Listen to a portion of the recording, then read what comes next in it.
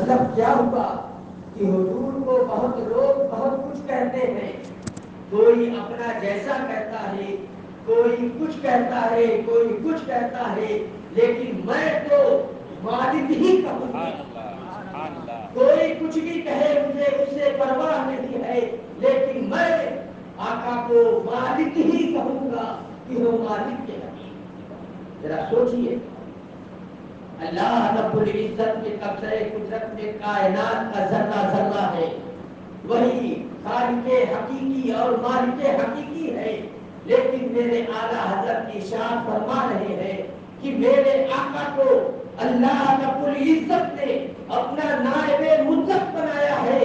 اگرچہ اللہ مالک و مختار ہے، وہی مالک حقیقی ہے، لیکن اس نے اپنے محبوب کو مالک بنا دیا ہے اپنی ہر چیز کا۔ ذرا سوچئے، میرے آقا صلی اللہ علیہ وسلم صحابہ سے ارشاد فرما رہے ہیں، اے میرے صحابہ، میری امت میں سے 70,000 ایسے لوگ ہوں گے جو بغیر حساب کتاب کے جنت میں جائیں گے، بغیر حساب کتاب کے جنت میں جائیں گے۔ حضرت عکاشہ ابن محصن کھڑے ہو گئے، عرض کرتے ہیں یا رسول اللہ مجھے ان میں سے کر دیجیے۔ میرے آقا نے فرمایا اے عکاشہ تو ان میں سے ایک ہے۔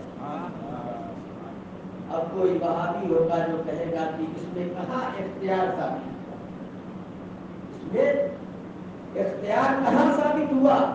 لیکن میں کہتا ہوں اس میں صرف اختیار ہی نہیں ثابت ہو رہا ہے، بلکہ یہ بھی ثابت ہو رہا ہے کہ میرے آقا علم غیب رکھتے ہیں اور انہیں اللہ نے علم غیب عطا کیا۔ ابھی تو ارشاد فرما رہے ہیں کہ 70,000 لوگ جائیں گے، یہ غیب کی بات نہیں تو اور کیا؟ کیا ہماری نظروں کے سامنے ایسا واقعہ پیش آئے؟ کیا ہم نے ان 70,000 لوگوں کو جنت میں جاتے ہوئے دیکھا؟ یا قیامت میں ہوگا، حساب کتاب کے بعد یہ واقعہ ہوگا؟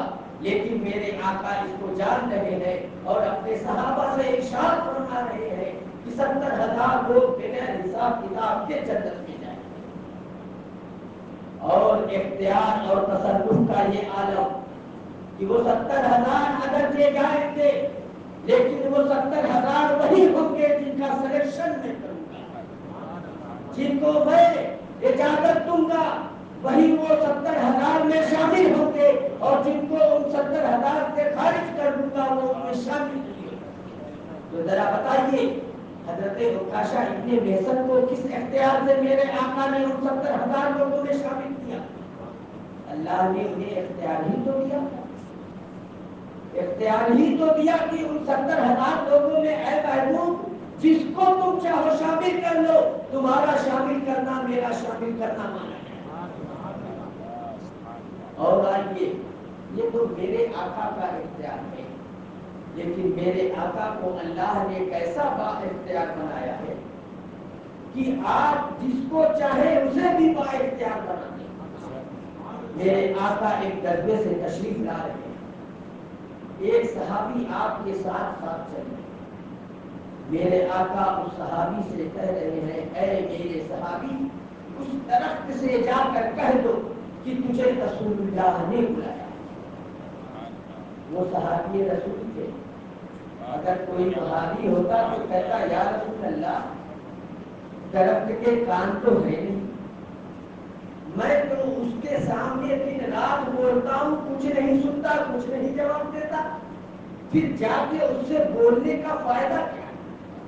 لیکن صحابی رسول کا عقیدہ ہے، صحابی رسول کا عقیدہ یہ ہے کہ کائنات کی ہر چیز کو اللہ نے اپنے محبوب کا تابع دار بنا دیا ہے، اگر اس کے محبوب جس کو بھی حکم دیں گے وہ اس کی بارگاہ میں حاضر ہو جائے گا۔ وہ صحابی رسول جا کر اس درخت سے کہتے ہیں اے درخت تجھے رسول اللہ نے بلایا۔ اتنا سننا تھا کہ درخت دائیں بائیں ہلا اور اپنی جڑوں کو گھسیٹتے ہوئے بارگاہ رسالت میں حاضر۔ میرے آقا نے اس سے کچھ ارشاد فرمایا، اس نے آپ کے اوپر سائبان کر دیا، پھر آپ نے اپنی ضرورت کو پوری کی، پھر درخت آپ کے قدموں میں سجدہ ریز ہوگی۔ پھر میرے آقا اسی صحابی سے فرما رہے ہیں اس درخت سے کہو اپنی جگہ پر چلا جائے۔ اس بار تو صحابی رسول یہ عرض کر سکتے تھے کہ یا رسول اللہ پہلی بار آپ نے مجھے حکم دے کر بھیجا درخت کے پاس، بات سمجھ میں آتی تھی کہ درخت دور تھا، اس لیے اسے جا کر بلا لایا۔ اب تو آپ کے قدم ناز میں ہے، اب آپ ہی ارشاد فرما دیں۔ لیکن صحابی رسول نے یہ نہیں عرض کی، بلکہ اس درخت سے فرمایا اے درخت تو اپنی جگہ پہ چلا جا۔ اس واقعے سے یہ معلوم ہوا کہ میرے آقا یہ بتانا چاہتے ہیں کہ اے لوگو، اللہ نے تو مجھے با کمال بنایا ہے، مجھے با اختیار بنایا ہے، میں اگر یہ حکم دے دوں درخت کو تو دنیا کے سارے درخت میرے پاس حاضر ہو جائیں گے، لیکن اللہ نے مجھے یہ بھی اختیار دیا ہے کہ میں جس کو چاہوں اسے با اختیار بنا۔ سوچئے ہمارے اور آپ کے کہنے سے کوئی بکری بھی نہیں آتی ہے جو چلتی پھرتی ہے، تو یہ تو درخت ہے جو چلتا پھرتا بھی نہیں ہے، لیکن اللہ کے محبوب نے اپنے صحابی کو یہ اختیار دے دیا ہے کہ جا کر اس درخت کو حکم دے دو کہ تجھے رسول اللہ نے بلایا ہے، تو صحابی کا حکم سنتے ہی وہ بارگاہ رسالت میں حاضر۔ یہ میرے آقا کا اختیار نہیں تو اور میرے آقا جس کو چاہے اسے بانٹ دیا۔ گرد کی ہندوستان کی سرزمین فتنوں سے بھری پڑی ہوئی تھی، سرکار اعلیٰ حضرت نے تنے تنہا سارے فتنوں کا سبزے پار کیا ہے اور سب کا مقابلہ کیا ہے، رد بلیغ کیا ہے اور ہم مسلمانوں کے ایمان کی حفاظت کی۔ آپ یہ نہ سوچیں، آج بہت سارے ایسے لوگ ہیں جو یہ کہتے ہیں کیا اعلیٰ حضرت اپنے زمانے کے ایک تنہا عالم تھے کہ آپ لوگ صرف اعلیٰ حضرت ہی کرتے رہتے ہیں؟ دوسرے علماء بھی تھے، بڑے بڑے اکابرین تھے، حضرت سیدنا صدر الافاضل تھے، حضور صدر الشریعہ تھے، حضور حجت الاسلام تھے، حضور اشرفی میاں علیہ رحمہ تھے، اور بھی بہت سارے، حضور ملک العلماء تھے، حضور مفتی اعظم ہند تھے، بہت سارے علماء تھے، بہت سارے علماء، لیکن آپ لوگ ان لوگوں کا اتنا ذکر نہیں کرتے جتنا اعلیٰ حضرت کا ہے۔ یہ کیا وجہ ہے؟ تو میں بتا دوں کہ تاریخ کا یہ دستور رہا ہے، اس کا یہ مزاج رہا ہے کہ تاریخ ہمیشہ اس شخصیت کو یاد رکھتی ہے جس نے اپنے زمانے میں بڑا کردار ادا کیا۔ مثال کے طور پہ جب آپ تاریخ سے یہ پوچھیں گے کہ بتاؤ رسول اکرم صلی اللہ علیہ وسلم کی وفات شریف کے بعد جب حضرت سیدنا صدیق اکبر رضی اللہ تعالیٰ عنہ کو رسول اللہ صلی اللہ علیہ وسلم کا خلیفہ مقرر کیا گیا، آپ کے دور خلافت میں عرب کے ایک قبیلے نے زکات دینے سے انکار کر دیا، مشہور و معروف واقعہ ہے، زکات دینے سے انکار کیا۔ حضرت ابو بکر صدیق نے ان سے جہاد کیا۔ جب آپ تاریخ سے پوچھیں گے یہ بتاؤ کہ منکرین زکات کے فتنے کو کس نے ختم کیا ہے، تو تاریخ یہ پکار اٹھے گی کہ منکرین زکات کے فتنے کو سیدنا صدیق اکبر نے ختم کیا ہے۔ میں پوچھنا چاہتا ہوں کیا صدیق اکبر نے تنے تنہا ان لوگوں سے جہاد کیا تھا؟ کیا صحابہ کرام کی جماعت آپ کے ساتھ موجود نہیں؟ بلا شبہ صحابہ کرام کی جماعت آپ کے ساتھ موجود تھی، لیکن یہ صدیق اکبر کا کارنامہ ہے کہ منکرین زکات کے فتنے کو انہوں نے ختم کیا۔ مسلمہ کذاب کو کون نہیں جانتا ہے جس نے میرے آقا کی وفات شریف کے بعد نبوت کا دعویٰ کیا۔ ایک بڑی جنگ لڑی گئی جس کو جنگ یمامہ کہا جاتا ہے، جس میں بہت سارے حفاظ صحابہ کرام شہید ہوئے۔ اس جنگ کے بعد جب تاریخ سے آپ یہ پوچھیں گے کہ مسلمہ کذاب کے فتنے کو کس نے ختم کیا ہے، تو تاریخ یہی کہے گی مسلمہ کذاب کے فتنے کو صدیق اکبر نے ختم کیا ہے. جبکہ تاریخ کے پورے اوراق کو آپ الٹ پلٹ کر پڑھ لیں گے، کہیں بھی یہ ذکر نہیں ملے گا کہ اس جنگ میں حضرت ابوبکر صدیق شامل ہوئے تھے. سارے صحابہ کرام نے آپ کو مدینہ منورہ میں رہنے کے لیے کہا کہ مدینہ آپ سے خالی نہ ہو، آپ مدینے میں تشریف رکھیں، ہم لوگ جا رہے ہیں. اس جنگ میں آپ شریک بھی نہیں تھے، لیکن تاریخ یہی کہے گی مسلمہ کذاب کے فتنے کو صدیق اکبر نے ختم کیا. یہ کیوں؟ اس لیے کہ جہاد کا علم بلند کیا تھا تو صدیق اکبر نے کیا تھا. آئیے میں بہت اختصار سے آؤں. جب آپ تاریخ سے یہ پوچھیں گے کہ یہ بتاؤ ہندوستان میں اسلام کو کس نے پھیلایا، ہندوستان میں اسلام کو کس نے پھیلایا ہے، تاریخ یہ کہے گی ہندوستان میں اسلام کو خواجہ چشت خواجہ کریم نواز رضی اللہ تعالیٰ عنہ نے پھیلایا. جبکہ تاریخ کی کتابوں کو آپ الٹ پلٹ کر دیکھیں گے تو حضرت صحابہ کرام کی حیات طیبہ ہی میں مسلمانوں کی آمد ہندوستان کی سرزمین پر ہو گئی تھی. صحابہ کرام کی حیات ہی میں مسلمانوں کی آمد ہو گئی، لیکن جو قربانیاں اسلام کو پھیلانے میں خواجہ غریب نواز نے پیش کی تھی تو اس قربانیوں کو تاریخ نے یاد کیا ہے اور یہ کہا کہ ہندوستان نے اسلام کو پھیلایا ہے تو خواجہ غریب نواز نے پھیلایا. کیا آپ کے ساتھ اور لوگوں کی جماعت نہیں؟ آپ کے مریدین، آپ کے خلفاء، آپ کے شاگرد اور بہت سارے لوگ آپ کے ساتھ تھے، لیکن تاریخ صرف آپ کو یاد ہے. کیوں؟ اس لیے کہ جو قربانیاں خواجہ غریب نواز نے پیش کی تھی وہ آپ کا تھا. اور آئیے اکبر کے دین الہی کا جو فتنہ تھا اسی کی کاپی آج کے زمانے میں صلح ہے. وہی رول ہے، ہر ایک برابر ہے. اس میں ذرا سا چینجنگ ہے آج کے صلح میں کہ کافر کو یہ الگ رکھتے ہیں، لیکن اکبر اس کو بھی جوڑ کر رکھتا تھا کہ سب بندے خدا ہیں، سب ایک ہیں، ہندو ہو مسلم ہو کوئی بھی ہو سب ایک. اس نے اس فتنہ دین الہی کو ختم کس نے کیا ہے؟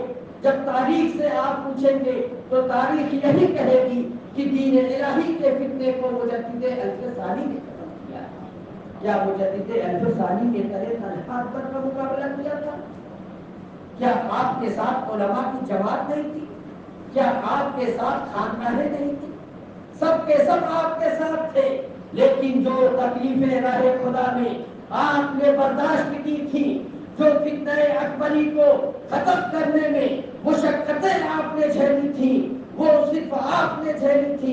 اس لیے تاریخ آپ کو یاد رکھتی ہے کہ اکبر کے فتنہ دین الہی کو مجدد الف ثانی نے ختم کیا. اسی طریقے سے بات جب اتنی سمجھ میں آ گئی تو اب آئیے سرکار اعلیٰ حضرت کی بات.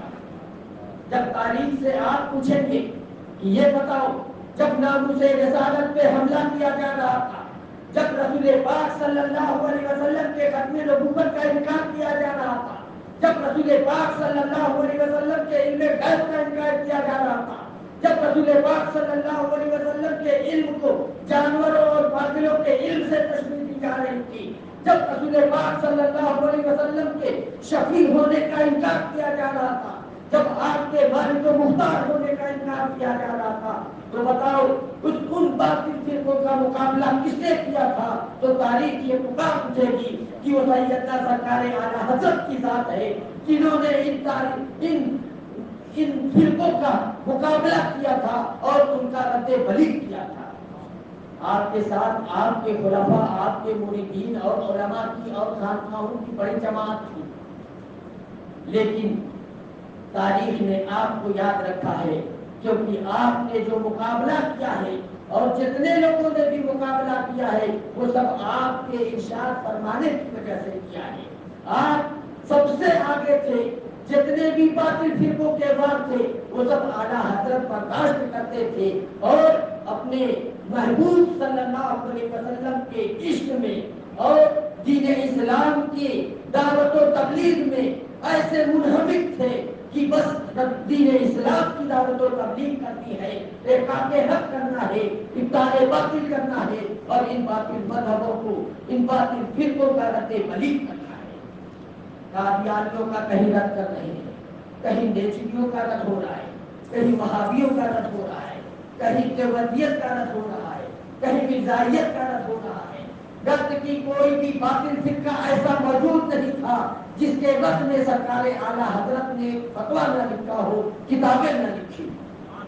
یہ اعلیٰ حضرت کا احسان عظیم ہے کہ انہوں نے اس زمانے میں اتنی عظیم قربانی پیش کی ہے کہ زمانہ ان کو یاد رکھتا ہے، اور اسی قربانیوں کا نتیجہ ہے کہ آج ہندوستان میں سنی صحیح العقیدہ پائے جا رہے ہیں اور کثرت میں پائے جا رہے ہیں۔ ورنہ جو آندھی چلی تھی اس آندھی میں کتنے لوگ بہ گئے تھے اور کتنے بہنے کے منتظر تھے، لیکن سرکار اعلیٰ حضرت نے اپنے دینی بھائیوں کے ایمان کی حفاظت، جب بارگاہ رسالت صلی اللہ علیہ وسلم میں یہ خراج عقیدت انہوں نے پیش کیا ہے، جب دین اسلام کی دعوت و تبلیغ کی راہ میں یہ قربانیاں پیش کی ہیں، تو بارگاہ رب العزت سے وہ مقام و مرتبہ سرکار اعلیٰ حضرت کو عطا کیا گیا ہے کہ اب صرف اعلیٰ حضرت کا نام آپ لیتے جائیے، آپ کے ایمان کی حفاظت ہوگی۔ کوئی بھی باطل فرقہ والا آئے کہے چلیے ہمارے ساتھ دورے پہ چلنا ہے، چلے پہ جانا ہے، فلاں جگہ جانا ہے، ٹور جا رہا ہے، صرف آپ اس سے کہہ دیجئے میں اعلیٰ حضرت والا ہوں، پھر وہ آپ کے پاس دوبارہ کبھی نہیں آئے گا۔ وہ جان جائے گا کہ یہ پکا بریلوی ہے، یہ وہ ہے کہ اس کے سامنے ہماری ایک نہیں چلے گی، ہم اس کے ایمان پہ ڈاکہ نہیں ڈال پائیں گے۔ وہ سوچے گا کہ یہاں وقت برباد کرنے سے کوئی فائدہ نہیں ہے، چلو ہم دوسری جگہ چلیں۔ صرف اعلیٰ حضرت کرتے رہیے، اپنے ایمان کی حفاظت کرتے رہیے۔ یہ اعلیٰ حضرت کے نام میں تاثیر کہاں سے پیدا ہوئی؟ یہ کیا ہمارے ان کا جو ہم یہ ذکر کرتے ہیں اتنا اس ذکر کی وجہ سے تاثیر پیدا ہوئی؟ کیا ہم نے وہ مقام دیا کہ ان کے نام میں یہ تاثیر کر دی؟ نہیں، بلکہ اللہ کے محبوب صلی اللہ علیہ وسلم نے ان کے نام میں یہ تاثیر رکھ دی ہے کہ اے میری امتیوں، اب تم اعلیٰ حضرت کرتے رہو تو تمہارے ایمان کی حفاظت ہوگی۔ اللہ کے محبوب نے وہ مقام عطا فرما دیا ہے۔ اللہ رب العزت سے یہ دعا ہے کہ سرکار اعلیٰ حضرت کی محبت ہم سب کے دلوں میں قائم رکھے اور ان کے صدقے و فضل ہم سب کے ایمان کی حفاظت کرے۔ وآخر دعوانا الحمد للہ رب العالمین۔ السلام علیکم ورحمۃ اللہ۔